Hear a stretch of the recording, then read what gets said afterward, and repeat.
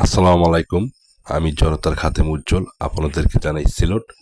আমি এই রাস্তাটা দেখাচ্ছি। যারা এই রাস্তাটি দিয়ে আসা যাওয়া করেন তারা চিনবেন এই রাস্তাটি।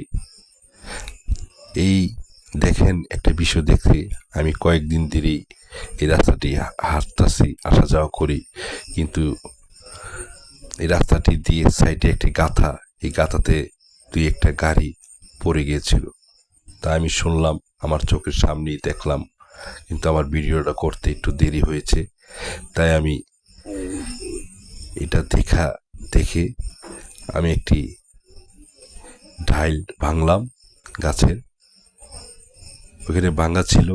তাই আমি এই ডাইলটা অনেক চেষ্টা করতেছি এটা ভাঙার জন্য, ভাঙতেছি।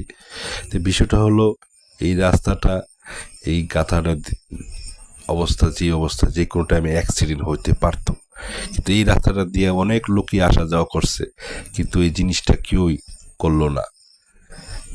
আমি যখন এই গাছের ঢালাটি এখানে খুঁজতেছিলাম, তখন দুই একজন বলতেছে আর দুই একটা গাড়ি পড়ছে। দেখেন দর্শক, আমি দেখাচ্ছি, এখানে দেখেন কত বড় গাথা দেখছেন। এখানে দুই একজন গাড়ি নিয়ে পড়ছে বলে জনগণ আমাকে যা পড়লো, দেখছেন কত গভীর গাথাটা। এখানে যদি গাড়ির চাকা ফেসে যায় তাহলে অবস্থা অনেক খারাপ। তাই আমার বিবেক বিবেচনায় যতটুকু আসলো আমি করলাম। আমার যদি কোনো ভুল হয়ে থাকে তা আপনারা আমাকে ক্ষমার দৃষ্টিতে দেখবেন।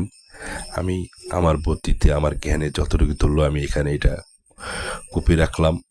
খোপার সময় অনেক কষ্ট হয়েছে, কিন্তু নিচে ইটা অনেক কিছু চেষ্টা করতেছি কোপার জন্য। কি করব দেখি, রাখে আল্লাহ মারেকে, জনগণের স্বার্থ করতেছি। এদিক দাও গাড়ি ঘোড়ার ভয়, তারপরেও চেষ্টা করতেছি। আমার ছোট ভাই ক্যামেরাম্যান, সেও আমাকে একটু তুলে ধরছে আমি কি করতেছি। তাই অবশেষে একটু কোপার ব্যবস্থা করলাম। তারপরও দেখি না, একটু চেষ্টা করতেছি, দেখি আল্লাহ ভরসা। তাই এখন একটু যাক শক্ত হয়েছে। তাই আমি দর্শক দেখাচ্ছি, যে দেখেন এই বাড়িটা, এটা হলো আপনার বেলজিয়াম প্রবাসী জাহাঙ্গীর সাহেবের বাড়ি।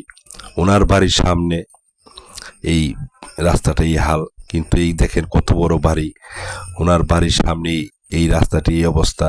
কিন্তু এই রাস্তাটা 4 কিলো পুরাটাই ভালো, কিন্তু এই জায়গাটাই সমস্যা। তাই আমি এলাকাবাসী যতটুকু পারলাম প্যাপো করলাম, বাকিটা আপনারা দেখবেন।